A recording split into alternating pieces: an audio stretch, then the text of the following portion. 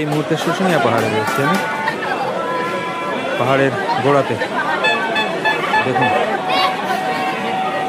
শুশুনিয়া পাহাড়ের সামনে যে প্রাচীনকাল থেকে একটা শিলা আছে, সেই শিলাটা হচ্ছে নরসিংহ মূর্তি, যেটা শিলারূপে আছে। আর ওই যে আছে নরসিংহ, যাক খুব ভালো। আর সাথে আছে সেই ধারা যেখান দিয়ে অনবরত জল পড়েই যায়।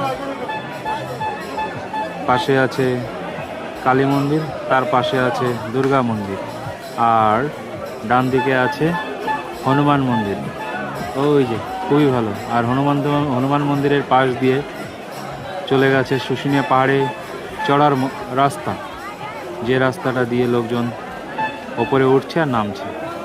খুবই ভালো এই মুহূর্তের অবস্থাটা দেখুন।